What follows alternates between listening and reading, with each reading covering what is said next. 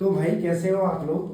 पिछले वीडियो में हमने कुछ चीज़ें पढ़ी थी जो एक बार क्विक रिवीजन हम कर लेते हैं यहाँ पे। तो भाई यहाँ पे क्या था, एक पार्टिकल था P और ये S था और ये S डैश था। हमने बोला था कि S एक इनर्शियल फ्रेम है, S डैश एक नॉन इनर्शियल फ्रेम है और S डैश का एक्सीलरेशन S के रिस्पेक्ट में a naught vector a naught से दिया जा रहा है, जो कि है acceleration of S dash with respect to S। Acceleration of S dash with respect to S, ये जो वेक्टर है ये था वेक्टर ए नॉट। तो भाई यहाँ पे से हमने देखा था कि S एक इनर्शियल फ्रेम है और P पार्टिकल है, तो इनर्शियल फ्रेम में न्यूटन का सेकंड लॉ वैलिड होता है डायरेक्टली। तो भाई F जो हो जाएगा इस पार्टिकल पे वो हो जाएगा m into acceleration of particle with respect to inertial frame. तो भाई न्यूटन का सेकंड लॉ जो है एज इट इज वैलिड हो जाता है जब आप किसी इनर्शियल फ्रेम के रिस्पेक्ट में पार्टिकल पे लगने वाले फोर्स को इक्वेट करोगे तो वो आएगा F is equal to m a. तो भाई यहाँ पे जो A होगा वो पार्टिकल का एक्सीलरेशन होगा इस इनर्शियल फ्रेम के रिस्पेक्ट में। भाई रिस्पेक्ट में जो मैं बोल रहा हूँ ये चीज क्या है, रिस्पेक्ट में का मतलब है कि अगर कोई भी ऑब्जर्वर इस इनर्शियल फ्रेम में खड़ा होकर इसके एक्सीलरेशन को देखेगा तो उसको इतना एक्सीलरेशन मिलेगा, इसकी जो भी वैल्यू होगी। तो जब भी टर्म यूज होगा इसके रिस्पेक्ट में, इसका मतलब ऑब्जर्वर इस फ्रेम में खड़ा होकर ऑब्जर्व कर रहा है इसके एक्सीलरेशन को। तो भाई किसी अगर मैं बोलूँ इस पार्टिकल का जो एक्सीलरेशन है नॉन इनर्शियल फ्रेम के रिस्पेक्ट में देखना है तो ऑब्जर्वर को नॉन इनर्शियल फ्रेम के अंदर खड़ा होके देखना पड़ेगा इसका एक्सीलरेशन। तो भाई यही चीज हमने यहाँ से देखी थी कि acceleration of particle with respect to non inertial frame जो होता है ये वेक्टर है, तो ये निकल के आता है vector F minus m into जो ए नॉट है, मतलब कि इनर्शियल फ्रेम जो है उसके रिस्पेक्ट में नॉन इनर्शियल फ्रेम का एक्सीलरेशन अगर ए नॉट है तो vector m f minus m vector a naught divided by mass. तो भाई ऐसे निकालते हैं हम acceleration of particle with respect to non inertial frame. वो जैसे यहाँ पे तो F is equal to m a बन जा रहा है सीधे, लेकिन यहाँ पे आप देख रहे हो एक अलग टर्म आती है, इसे बोलते हैं सूडो फोर्स। तो भाई सूडो फोर्स क्या चीज है, अगर एक्सीलरेशन जो है नॉन इनर्शियल फ्रेम का इनर्शियल के रिस्पेक्ट में इधर की हो रहा है, तो अगर आप किसी नॉन इनर्शियल फ्रेम के रिस्पेक्ट में पार्टिकल का एक्सीलरेशन निकाल रहे हो तो आप क्या करो, मान लो कोई पार्टिकल है और नॉन इनर्शियल फ्रेम के रिस्पेक्ट में हमें इसका निकालना है एक्सीलरेशन, और इस पे जो सारे फोर्सेस लग रहे थे वो उनका वेक्टर सम अगर F था तो भाई यहाँ पे F जो है वेक्टर सम है सभी फोर्सेस का जो इस पर लग रहे थे, और ये है नॉन इनर्शियल फ्रेम जिसके रिस्पेक्ट में इसका एक्सीलरेशन हमें निकालना है पार्टिकल का, और इस नॉन इनर्शियल फ्रेम का खुद का एक्सीलरेशन जो है वेक्टर ए नॉट अगर है तो भाई इस पार्टिकल का एक्सीलरेशन इस वाले फ्रेम के रिस्पेक्ट में अगर आप निकालोगे तो acceleration of particle with respect to non inertial frame, इसे एच डैश बोल दिया। तो आप कुछ मत करो, वेक्टर F और इस नॉन इनर्शियल फ्रेम का एक्सीलरेशन ए नॉट था आगे की ओर, तो इस पार्टिकल पे आप सारे फोर्सेस कंसिडर करो माइनस मास जो है इस पार्टिकल का अगर स्मॉल m है तो m ए नॉट, ये एक सूडो फोर्स आप कंसिडर करो। अगर ए नॉट यहाँ की ओर है, ए नॉट क्या है भाई, अगर ये ग्राउंड है सपोज, तो इस ग्राउंड में कोई अगर ऑब्जर्वर खड़ा होगा उसको इस नॉन इनर्शियल फ्रेम का एक्सीलरेशन दिखेगा ए नॉट। तो भाई अगर ये आगे की ओर दिख रहा है इनर्शियल फ्रेम में खड़े किसी ऑब्जर्वर को इस नॉन इनर्शियल फ्रेम का एक्सीलरेशन नोटिस होता है ए नॉट, तो इस पार्टिकल का जो एक्सीलरेशन होगा इस नॉन इनर्शियल फ्रेम के रिस्पेक्ट में वो निकालना है, तो वो हो जाएगा F minus m vector a naught divided by mass of the particle.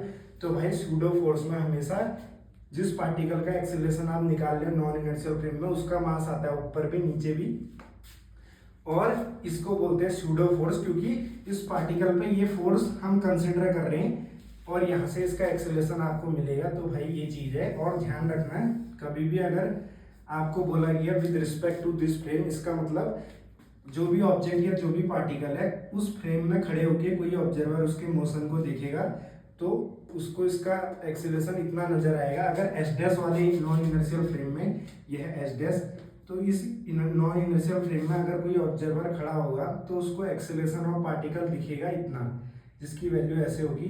तो भाई अब एक इंपॉर्टेंट कंक्लूजन यहाँ से एक और मिलेगा, अगर मान लो नॉन इनर्शियल फ्रेम के रिस्पेक्ट में एच डैश का एक्सीलरेशन जो है ए नॉट, इसकी वैल्यू अगर 0 होती है, if a naught is equal to 0, अगर वेक्टर ए नॉट 0 है यानी कि एच डैश का एक्सीलरेशन जो है नॉन इनर्शियल फ्रेम का वो इनर्शियल फ्रेम के रिस्पेक्ट में 0 है, जिसका मतलब एच डैश यूनिफॉर्म मोशन कर रहा है इस इनर्शियल फ्रेम के रिस्पेक्ट में।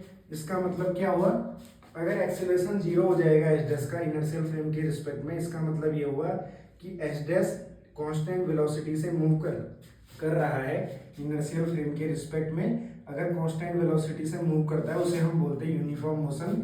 तो भाई अगर यूनिफॉर्म मोशन होगा एच डैश का तो ए नॉट हो जाएगा 0, तो उस केस में acceleration of particle with respect to h dash निकल के आ जाएगा एफ बाई एम, क्योंकि ए नॉट वाली टर्म 0 हो जाएगी। तो भाई यहाँ से भी आपको दिख जाएगा कि एफ वेक्टर एफ जो है vector f is equal to m into a of particle with respect to h dash. तो भाई इधर आप सबको क्या नोटिस हुआ कि जब भी कोई दूसरा फ्रेम है अगर वो इनर्शियल फ्रेम के रिस्पेक्ट में एक्सीलरेशन 0 रखता है या फिर यूनिफॉर्म मोशन करता है तो न्यूटन का second law as it is valid हो जाएगा उस फ्रेम में भी। तो भाई अगर आपको एक्सीलरेशन निकालना है किसी पार्टिकल का इस फ्रेम में एच डैश में, तो एफ बाय एम आ रहा है, यानी कि ये न्यूटन सेकंड लॉ को होल्ड कर रहा है। इसका मतलब अगर कोई फ्रेम एच डैश जो है वो यूनिफॉर्म मोशन करता है किसके रिस्पेक्ट में, इनर्शियल फ्रेम के या फिर एस के, तो एस डैश भी इनर्शियल होगा क्योंकि न्यूटन का सेकंड लॉ वैलिड हो रहा है यहाँ पे। तो इसका मतलब एच डैश भी इनर्शियल होगा। तो भाई ध्यान रखना, जो भी फ्रेम यूनिफॉर्म मोशन करेगा किसी इनर्शियल फ्रेम के रिस्पेक्ट में वो खुद भी इनर्शियल होगा।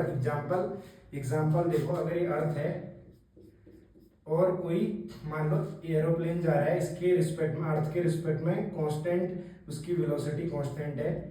जो ऑब्जर्वर अर्थ में खड़ा होकर देखेगा उसे लगेगा कि इस एरोप्लेन की वेलोसिटी कांस्टेंट है, तो वो एरोप्लेन भी खुद एक इनर्शियल फ्रेम बन जाएगा। तो ध्यान रखना, यूनिफॉर्म मोशन जो भी फ्रेम करते हैं किसी इनर्शियल फ्रेम के रिस्पेक्ट में वो खुद भी इनर्शियल हो जाते हैं। तो भाई ये चीज़ है। अब आगे देखेंगे इंपॉर्टेंट चीज़ें अब इस चैप्टर की अब डिस्कस करेंगे हम, न्यूटन का थर्ड लॉ और उसके बाद फ्री बॉडी डायग्राम देखेंगे। तो बहुत इंपॉर्टेंट है भाई, ध्यान से देखना। तो दोस्तों अब देखेंगे न्यूटन का थर्ड लॉ। तो भाई ये हमने सिंपल पढ़ाई है, इसको पढ़ते आ रहे हैं, न्यूटन्स थर्ड लॉ। तो भाई ये छोटी क्लासेस में भी पढ़ाया जाता है, 9th 10th वगैरह में भी पढ़ा होगा न्यूटन का थर्ड लॉ। तो भाई न्यूटन का थर्ड लॉ बोलता है कि अगर न्यूटन जो थर्ड लॉ है वो बोलता है अगर कोई दो बॉडी है, अगर मान लो दो बॉडी, एक बॉडी ए है और एक बॉडी बी है, तो भाई अगर ये ए बॉडी जो है इस पे एफ फोर्स लगा रही है, एफ क्या है, force on B due to A, जो वेक्टर बी पे जो बॉडी बी पे जो फोर्स लग रहा है ए की वजह से, उसे ऐसे रिप्रेजेंट करते हैं force on B due to body A. अगर ये है वेक्टर एफ जो मैंने ऐसे बनाया आगे की ओर, तो भाई ध्यान रखना force on a due to b जो आ जाएगा वो आ जाएगा माइनस वेक्टर एफ। यानी कि अगर ए ने बी को फोर्स लगाया एफ आगे की ओर, तो बी जो है वो ए को फोर्स लगाएगा माइनस एफ पीछे की ओर। माइनस एफ का मतलब है इसकी डायरेक्शन उल्टा होगी, लेकिन जितना इसका मैग्नीट्यूड है उतना ही मैग्नीट्यूड का फोर्स बी जो है ए को लगाएगा। तो भाई ये है न्यूटन थर्ड लॉ और इसको एक्शन रिएक्शन बोलते हैं हम, क्योंकि एक पेयर बन गया एक्शन रिएक्शन। तो भाई एक्शन क्या है, मान लो ए ने बी पे एक्शन किया, एफ फोर्स लगाया आगे की ओर, तो बी ने ए पे जब रिएक्शन किया तो उसने माइनस एफ फोर्स लगाया पीछे की ओर। तो भाई ये एक्शन रिएक्शन है। तो ये वैसे तो एक्शन रिएक्शन पेयर बोलते हैं, लेकिन ध्यान रखना कि ये जो दो फोर्स होते हैं एक्शन और रिएक्शन, ये अलग अलग बॉडीज पे होते हैं। जैसे कि जो ए लगा रहा है बी पे, अगर बी को आप देखो बी पे फोर्स लगा रहा है एफ, तो भाई ये इसको अगर हम एक्शन बोलते हैं, ये बॉडी बी पे हो रहा है एक्शन ए की वजह से, तो भाई इस बॉडी ए पे जो है रिएक्शन जो होगा बॉडी ए पे देखा जाएगा। तो ये माइनस वेक्टर एफ है इधर की ओर, अगर ये वेक्टर एफ था तो बॉडी बी ने ए पे लगाया माइनस एफ। तो एक्शन और रिएक्शन क्या है, एक्शन रिएक्शन क्या है भाई, पेयर है फोर्सेस के, और लेकिन ये अलग अलग बॉडीज पे लगते हैं। अगर पहली बॉडी दूसरे पे लगा रही है एफ फोर्स, तो दूसरी बॉडी भी पहले पे लगाएगी एफ फोर्स, लेकिन अपोजिट डायरेक्शन में। तो यह है न्यूटन का थर्ड लॉ। तो भाई अब हम देखेंगे फ्री बॉडी डायग्राम। अब देखते हैं भाई,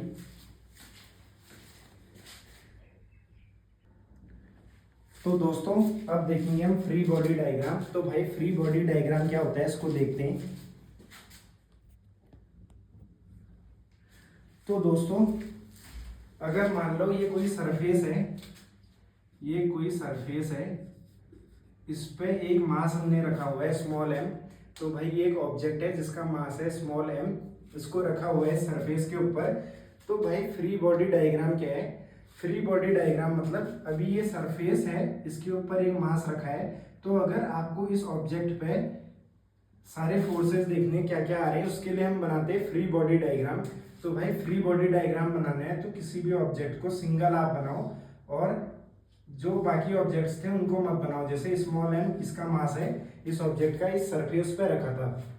तो भाई मैंने आपको बताया था, जब भी अगर मैं बोल देता हूँ यहाँ पे ये सरफेस स्मूथ है, स्मूथ सरफेस मैंने बोला, सरफेस जो है स्मूथ है। तो भाई मैंने आपको बताया था कि अगर कोई ऑब्जेक्ट सरफेस पे रखा है तो उस पर दो फोर्स आती है, दो फोर्स आती है उस पर। एक आती है इस ऑब्जेक्ट पे, इस सरफेस की वजह से जो फोर्स आएगी वो आएगी नॉर्मल टू द सरफेस। तो भाई ये परपेंडिकुलर टू सरफेस आती है, नॉर्मल, इसे एन बोल दिया मैंने, नॉर्मल फोर्स। और एक आता है टेंजेंशियल फोर्स जो कि होता है फ्रिक्शन। तो भाई अभी मैं नीचे सरफेस नहीं बनाई है मैंने, इस ऑब्जेक्ट को सिंगल ले लिया।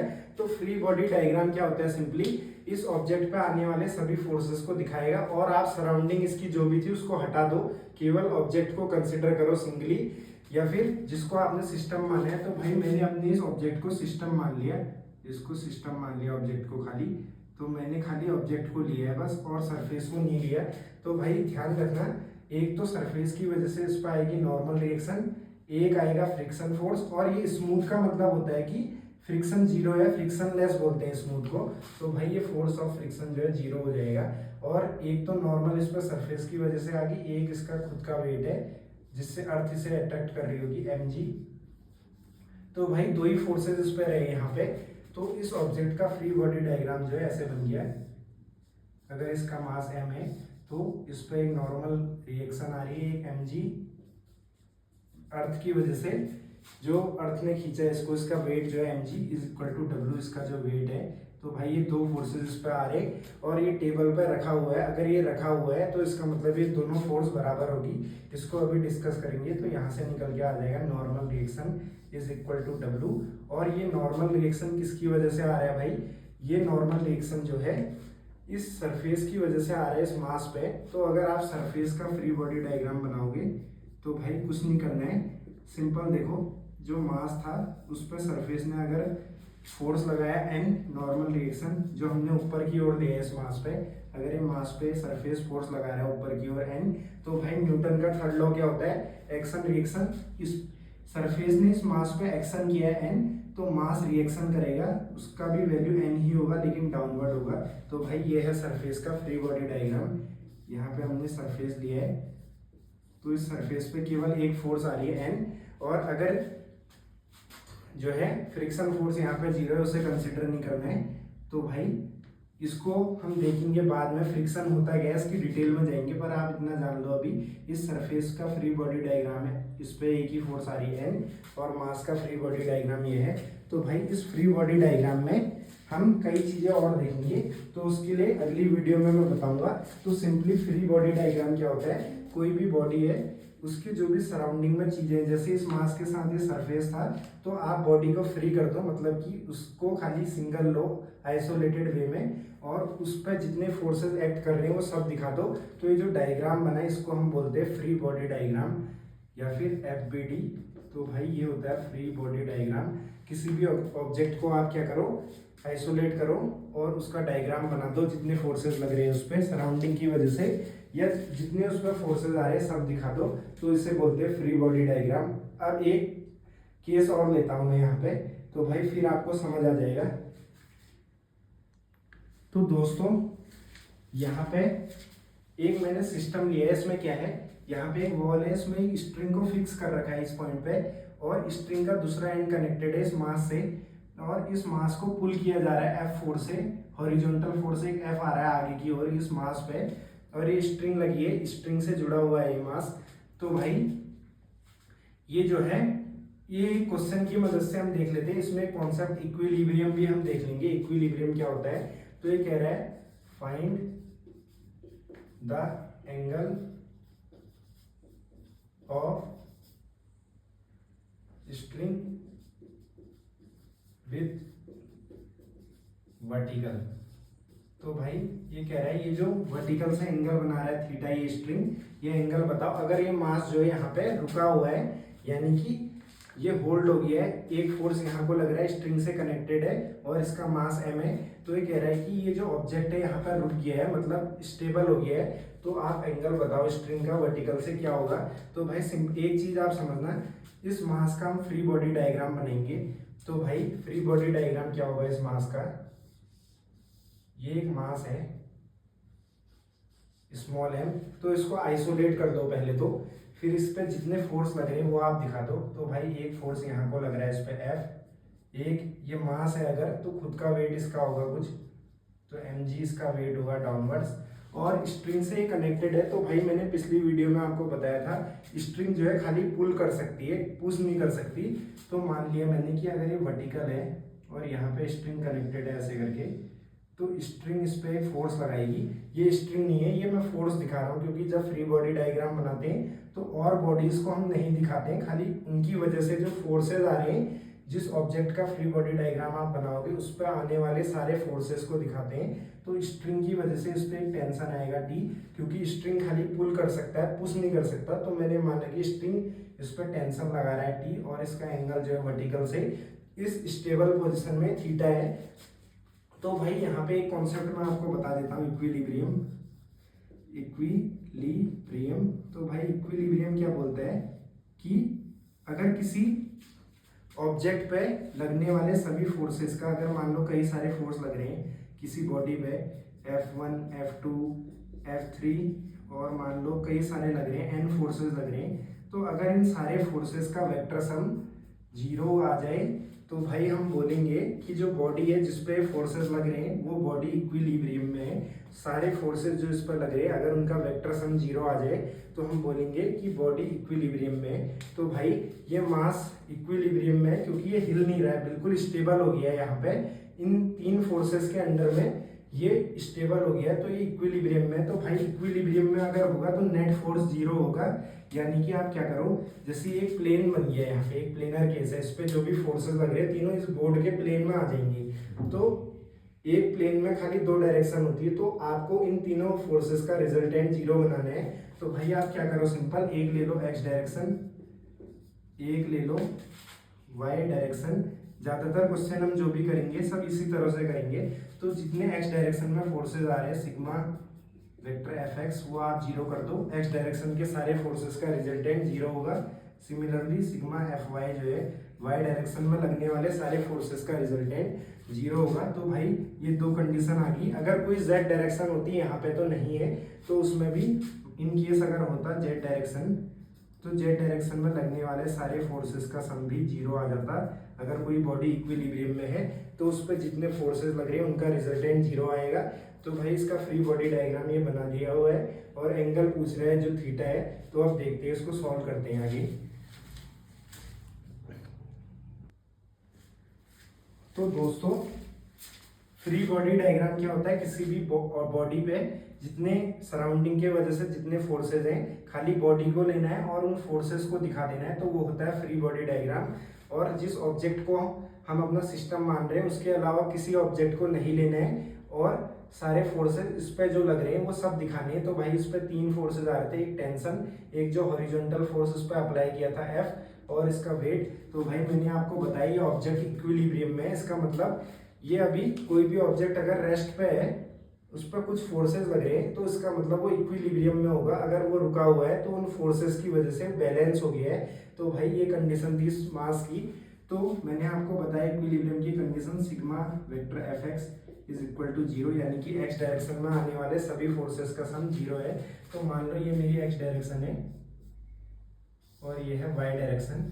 तो भाई x डायरेक्शन में आने वाले सभी फोर्सेस का सम 0 है।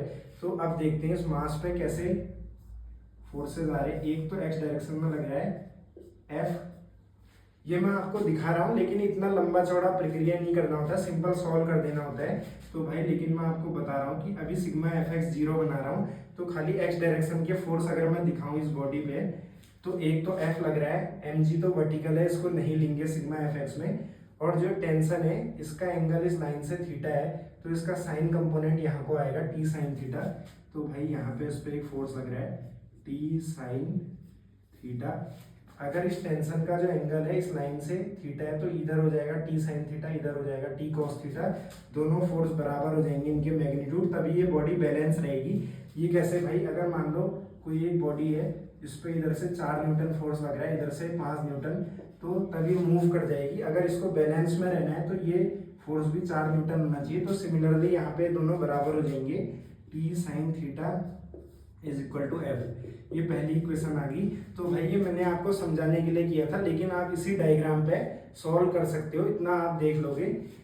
और आप देखते हैं वाई डायरेक्शन में sigma f y is equal to 0। अगर हम देखें, अगर इसको हम देखें तो भाई sigma f y is equal to 0 हम कर रहे हैं यहाँ पे। और आप देखो इस पे एक फोर्स आ रहा है नीचे, मास एम है, तो एक फोर्स आ रहा है एम जी, दूसरा जो है इस टी का एंगल जो है वर्टिकल से थीटा है, तो इधर को फोर्स आएगा टी कॉस थीटा। तो भाई ये फोर्स आ जाएगा टी कॉस थीटा। तो भाई ये दो ही फोर्स आ रहे हैं वर्टिकल डायरेक्शन में, तो ये कॉन्सेप्ट जो है बराबर होनी चाहिए, तभी ऑब्जेक्ट बैलेंस में रहेगा। तो t cos theta is equal to m g. अगर कोई एक फोर्स ज्यादा हो गया तो उधर को मूव कर जाएगा, तो इसलिए दोनों बराबर होने चाहिए। तो ये दूसरी इक्वेशन होगी। अब भाई आपको चाहिए एंगल थीटा, तो आप क्या करो, टेंशन जो है इसको आप एलिमिनेट कर दो, इस इक्वेशन को इससे डिवाइड करके। तो यहाँ से आ जाएगा sine theta by cos theta is equal to f by m g. तो भाई यहाँ से आ गया tan theta is equal to f by m g. तो यहाँ से थीटा निकल के आ गया, theta is equal to tan inverse f by m g. तो भाई ये एंगल जो है वर्टिकल से बनेगा, इस स्ट्रिंग का जो एंगल है वर्टिकल से थीटा था और थीटा की वैल्यू ये आ गई। तो भाई ऐसे करना है। इक्विलिब्रियम भी मैंने आपको इसी में बता दिया कि अगर कोई बॉडी है उस पर लगने वाले सारे फोर्सेस का वेक्टर सम 0 है तो इक्विलिब्रियम में होगा। तो इक्विलिब्रियम कंडीशन है, दो डायरेक्शन हम लेके चलते हैं ताकि फोर्सेस को रिजॉल्व करके क्वेश्चन को हम सॉल्व कर पाए। तो भाई ये हो गया फ्री बॉडी डायग्राम का बेसिक कॉन्सेप्ट। अब अगले वीडियो में इसको और देखेंगे, अलग अलग चीजें देखेंगे। जैसे यहाँ पे हमने देखा स्ट्रिंग अगर कनेक्टेड है तो एक फोर्स आएगा टेंशन, किसी भी बॉडी से स्ट्रिंग लगी हुई है तो स्ट्रिंग की वजह से उस पर खाली पुल फोर्स आता है, तो एक टेंशन फोर्स मैंने लिया। एक तो वेट हो गया इसका, थोड़ा और कॉम्प्लेक्स कंडीशंस हम देखेंगे इसमें क्या क्या पॉसिबिलिटीज हैं। तो भाई अगली वीडियो में भी बने रहना मेरे साथ, कॉन्सेप्ट आपका क्लियर हो जाएगा फ्री बॉडी डायग्राम का। तो इस क्वेश्चन में मैंने इक्विलिब्रियम भी समझा दिया, एफबीडी का बेसिक मैंने बता दिया है कि फ्री बॉडी डायग्राम होता क्या है। तो भाई देखना इस वीडियो को, धन्यवाद।